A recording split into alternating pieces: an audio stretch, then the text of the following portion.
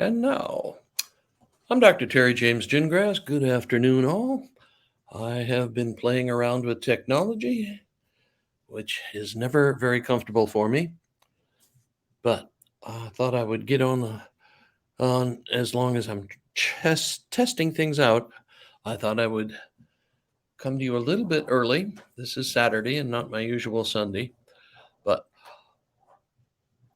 I want to talk about, we talk a lot about um, some of the things you need to teach your ADHD child that maybe you don't have to teach children who don't have ADHD. But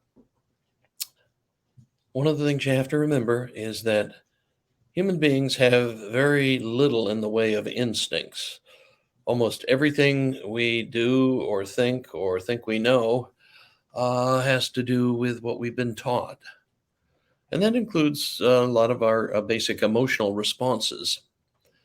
Uh, it's probably not accidental that in, say, Sweden, they value restraint and holding your emotions in check, and that all of the people there seem to do it, regardless of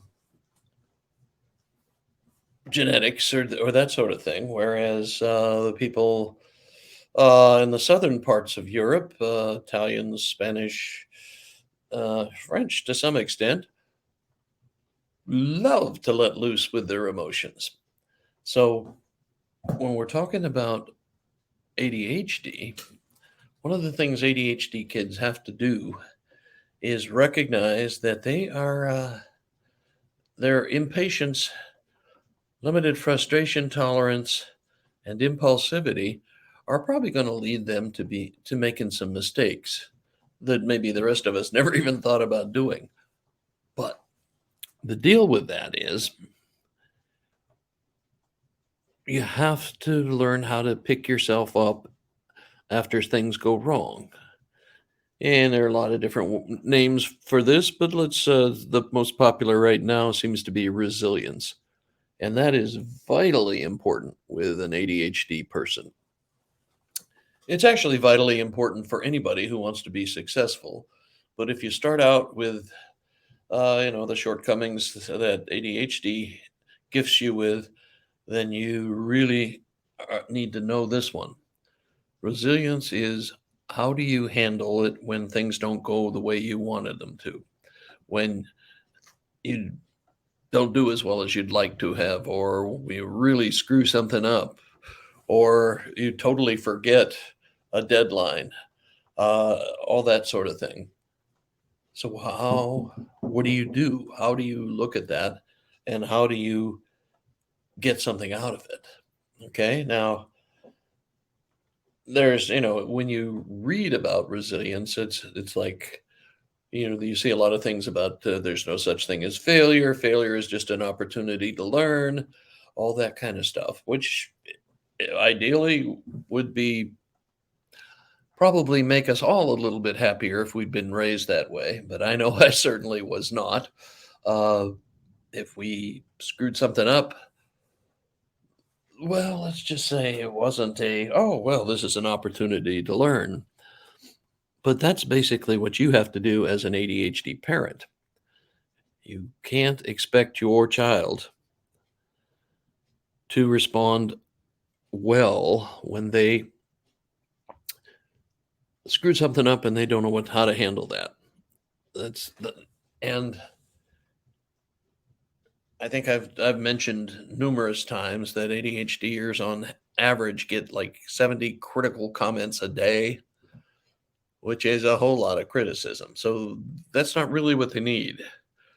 What they need is, okay, this didn't work out well. What can we learn about it? How can we make it better? What should we have done differently, maybe? And just look at it that way instead of, oh, you really screwed that one up. And, however else you're used to handling it, which is probably close to how your father handled it or your mother. So the thing you want is that your child recognizes that it's human to make mistakes. and it doesn't mean you're a bad person. It doesn't mean you're stupid. You'd be surprised at some of the things ADHD kids think about themselves after a few years of, maybe school by itself does it, but that oh, I'm so dumb. I'm so, you know, why do I screw up all the time? What's the matter with me? That kind of thing. That's death for an ADHD kid. That's just going to stop the world, and they are not going to be able to.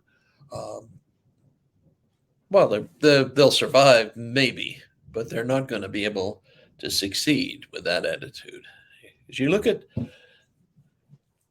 famous people, and they don't have to have ADHD, but just look at people who have become known for for different things. And the thing that's outstanding about them is that they just didn't give up. You know, everything from garage bands. I was in a garage band in high school, and I'm the only one from that group that's still playing music. Okay, that's and you are now the successful musician, and they're doing something they probably don't like very much, wishing that they'd kept at it. That's the difference. Resilience. If you're resilient, that means you're willing to take risks. You're willing to take chances. You're willing to try stuff out. Okay. The ADHDers aren't very good at just living safe anyway, because safe is boring. And safe is also timid and overly concerned with just safety to the loss of some of the excitement, some of the joy of life. But if you have a resilient child, you'll have a person who can take risks, who can try new things, and who can deal with making mistakes and still not give up. And that's what you want. That allows you to try some things in your life. I know I have. Well, I'll give you an example. When I was in the Air Force, and I went to a program called Squadron Officer School, where you basically uh, learn how to be an officer in the Air Force. And one of the things they suggested we do is, if we were all interested in getting further education, we should apply to what's called AFIT, which is the Air Force Institute of Technology.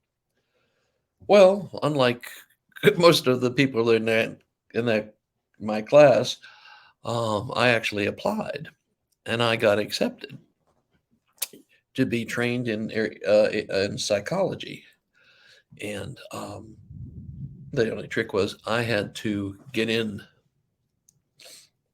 to a graduate program by myself, and then the Air Force would pay for everything, which is kind of a sweet arrangement.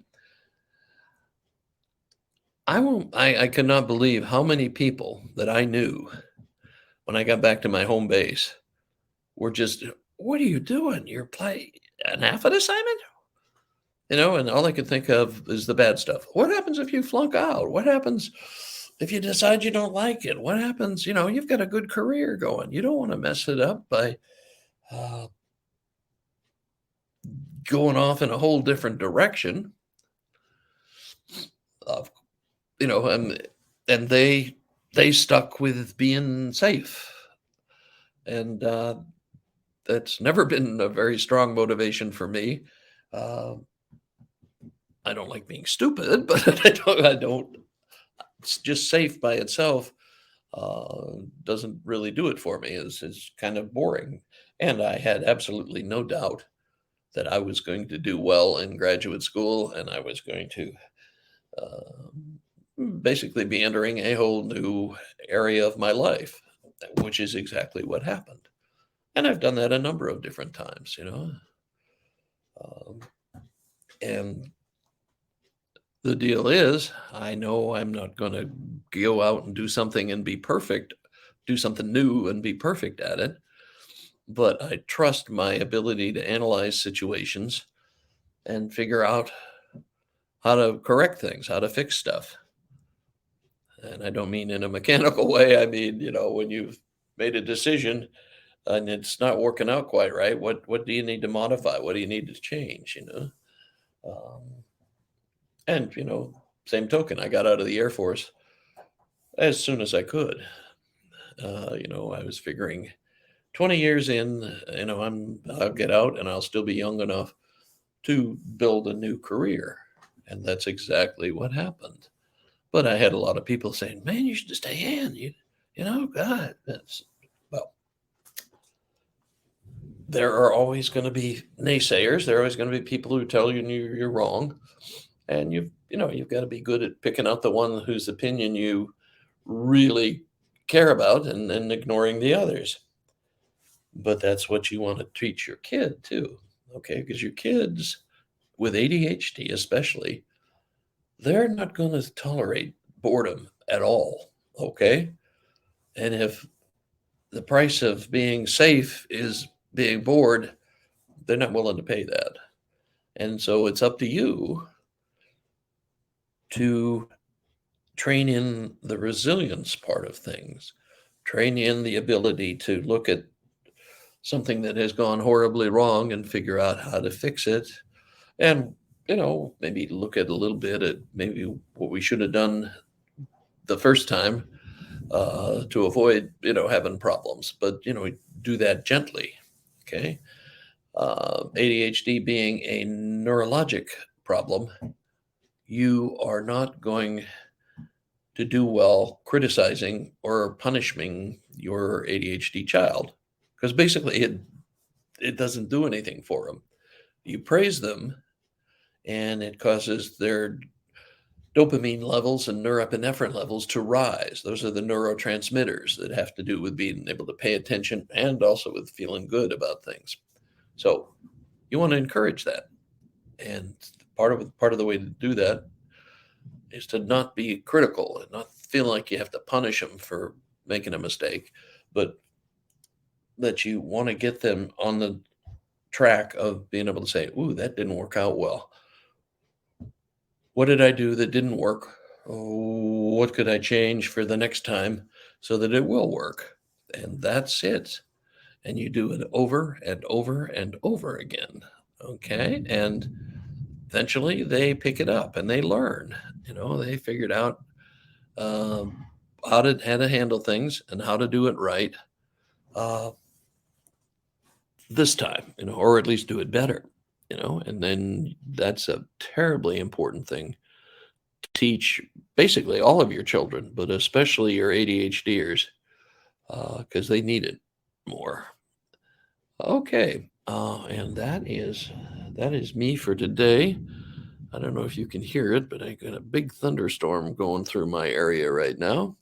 Uh, but so far we've got power, and hey, life's good. Okay, I will catch you next time, and I'm Dr. Terry James Gingrass. My website is terrygingrassphd.com, and we're going to start moving and doing some things, moving and shaking here this fall, and so pay attention to some of the things you see on the website, and also I'll be making some announcements at the end of these shows, and these are usually on Sunday, uh, and at 1 o'clock, and we're doing it a day early this week, but we'll probably release it later unless the technology gets too complicated. Okay. All right. I will see you next week. And until then, keep the faith.